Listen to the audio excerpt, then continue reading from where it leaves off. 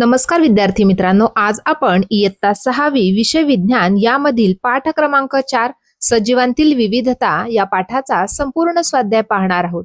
पाहूया पहिला प्रश्न. प्रश्न क्रमांक 1, योग्य जोड्या जुळवा. या ठिकाणी गट अ आणि गट ब दिलेला आहे. आपल्याला योग्य जोड्या जुळवायच्या आहे. बघा, या प्रश्नाचे उत्तर आपण या प्रकारे लिहिणार आहोत. पहिलं, जलचर मासा. दुसरं, चिखलासारख्या दलदलीत राहणारे रान म्हैस. तिसरं, उभयचर बेडूक.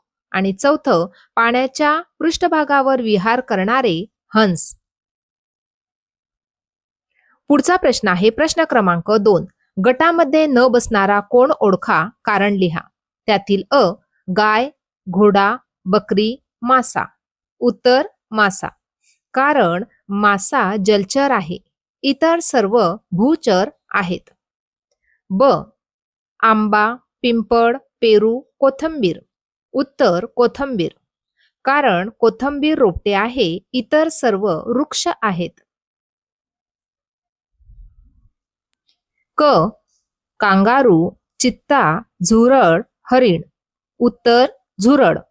कारण झुरळ कीटक आहे, इतर सर्व सस्तन प्राणी आहेत. ड, मूग, ज्वारी, गहू, बाजरी. उत्तर, मूग. कारण मूग द्विबीजपत्री आहे, इतर सर्व एकबीजपत्री आहेत. प्रश्न क्रमांक 3, सत्य की असत्य लिहा.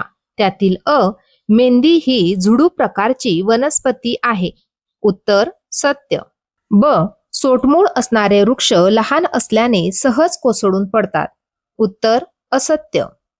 क, आंब्याच्या झाडाला फुले येत नाही. उत्तर, सत्य. ड, पांढरी अस्वले वाळवंटात असतात. उत्तर, असत्य. ई, काही जातींचे साप उभयचर असतात. उत्तर, असत्य.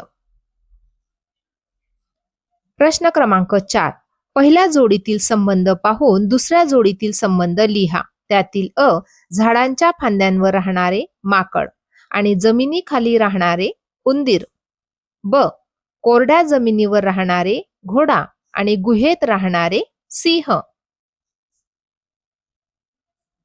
प्रश्न क्रमांक 5, पुढील चित्रे नीट पहा.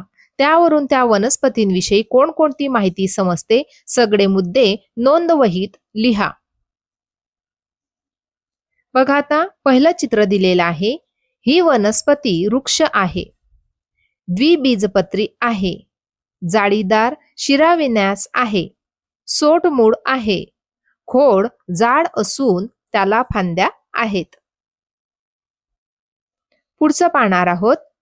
ही वनस्पती रोपटे आहे, एकबीजपत्री आहे, समांतर शिराविन्यास आहे, तंतुमूळ आहे, खोड बारीक असून फांद्या नाहीत. पुढचा प्रश्न आहे प्रश्न क्रमांक 6, तुळस ही वनस्पती वृक्ष झुडूप आहे की रोपटे हे ठरवण्यासाठी आपण कोणकोणती वैशिष्ट्ये विचारात घेऊ शकतो. उत्तर, तुळस ही वनस्पती झुडूप आहे हे ठरवण्यासाठी पुढील वैशिष्ट्ये लक्षात घेतली. वनस्पतीची उंची, खोडाची जाडी, फांद्या आहेत की नाहीत आणि वनस्पतीचा एकूण आकार. एकबीजपत्री वनस्पती आणि द्विबीजपत्री वनस्पती यातील फरक आपल्याला लिहायचा आहे. सुरुवातीला आपण एकबीजपत्री वनस्पती याबद्दल संपूर्ण माहिती लिहून घेणार आहोत. एकबीजपत्री वनस्पती. पहिला मुद्दा आहे, एक बीजपत्र असते.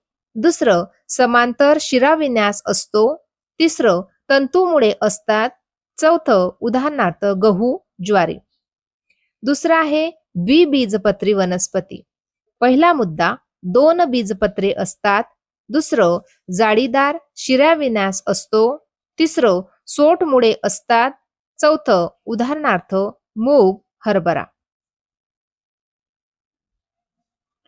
पुढचा प्रश्न, बदक या प्राण्याचा अधिवास कोणता आणि का? उत्तर, बदक या प्राण्याचा अधिवास पाणथळ प्रदेश म्हणजेच तलाव, नदी, सरोवर इत्यादी आहे. कारण बदकाला पोहण्यासाठी जाळीदार पाय आणि पाण्यावर तरंगणारे शरीर असते. पुढचा प्रश्न, तुमच्या परिसरातील किमान 5 प्राण्यांचे निरीक्षण करा आणि त्यांचा अधिवास निश्चित करा. उत्तर, बघा आता या ठिकाणी प्राणी आणि त्यांचे अधिवास आपण लिहिणार आहोत. पहिलं गाय, जमीन. दुसरं चिमणी, झाड. तिसरं मासा, पाणी. चौथं कावडा, झाड. पाचवं बेडूक, जमीन व पाणी. उपक्रम बघणार आहोत. आसपासच्या परिसरात बदल झाल्याने काही प्राण्यांचे तेथे जगणे अवघड होते, त्यांची संख्या कमी होऊ लागते. अशा प्रकारे महाराष्ट्रातून नाहीसे होण्याचा धोका असलेल्या ठिकाणांची चित्रे आणि माहिती मिळवा, ती लिहून ठेवा. उत्तर आहे या प्रकारे. पहिलं शेकरू. महाराष्ट्राचा राज्य प्राणी हा मुख्यतः सह्याद्रीतील दाट जंगलात आढळतो. जंगलतोडीमुळे त्याच्या अधिवासाला धोका निर्माण झाला आहे. दुसरं माडढोक. महाराष्ट्राच्या गवताळ प्रदेशात पूर्वी मोठ्या प्रमाणात आढळत असणारा माळढोक पक्षी गवताळ प्रदेश नष्ट झाल्यामुळे त्याच्या अधिवासाला मोठा धोका निर्माण झाला आहे.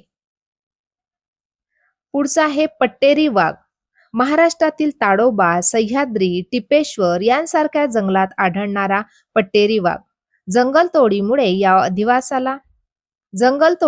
या वाघाच्या अधिवासाला मोठा धोका निर्माण झाला आहे. अशा प्रकारे आज आपण इयत्ता 6वी विज्ञान यामधील पाठ क्रमांक 4 या पाठाचा संपूर्ण स्वाध्याय पाहिला. आजचा व्हिडिओ कसा वाटला ते नक्की कॉमेंट करून कळवा आणि व्हिडिओला लाईक, शेअर आणि सबस्क्राईब करायला विसरू नका मित्रांनो. धन्यवाद.